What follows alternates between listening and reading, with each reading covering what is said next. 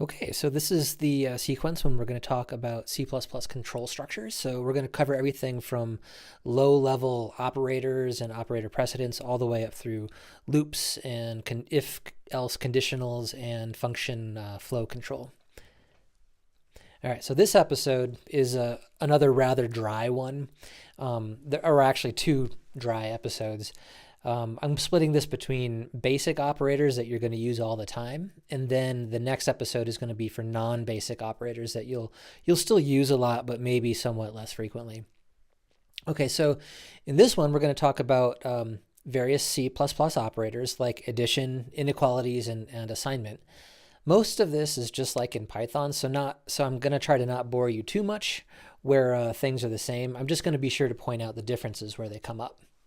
Okay, so the assignment operator is like it is in Python. It's just a single equal sign, and here's the anatomy. So when you see this pattern, some variable name on the left, and then an equal sign, and then some expression on the right, here's how you should read it. The right side is evaluated first. Okay, do the thing on the right first. So whatever's there, 4 times y plus 3, or call this some function with some parameters. It does whatever computations needed to resolve that thing on the right down to a value. And we call that the R value, or just RVal. That's because it's on the right side of the equal sign.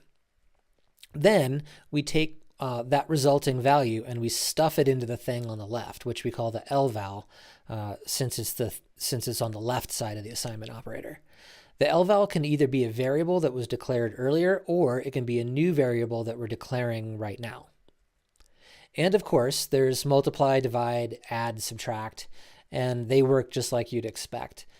You probably learned a long time ago the My Dear Aunt Sally rule, where multiply and divide have higher precedence over add and subtract. That's how you know that an expression that looks like this evaluates to 20 plus 24 equals 44. Rather than 5 times 7 times 8 equals 280. So this is called operator precedence.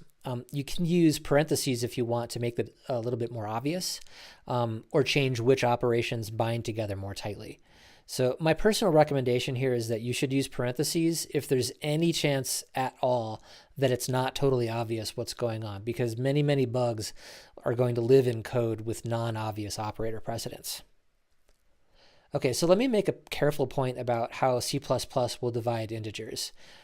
If you have 7/3, the true result is a fraction. Like mathematically, it's a fraction. It's roughly 2.333. But in C++ and many other languages, and you've seen this in Python too, dividing an integer by an integer will only give you an integer. So in C++, 7/3 actually gives us 2. And the 0.333 part just gets dropped. If you're working with Boolean expressions, you can use and not and or just like in Python, but instead of spelling it out in English, in C++ we use this punctuation, which many other languages also use. So double ampersands, double pipe signs, and then the exclamation point for not. So there's also equality and inequality expressions that resolve to Booleans, just like in Python. And you'll often use these in if-else statements and in loops. So you've got equality tests, one for equal and one for not equal. These tests these test if x and y are equal or not equal, and it runs some code block between the curlies as appropriate, depending on how the test went. And so there's also inequalities. And these operators work just like they do in Python.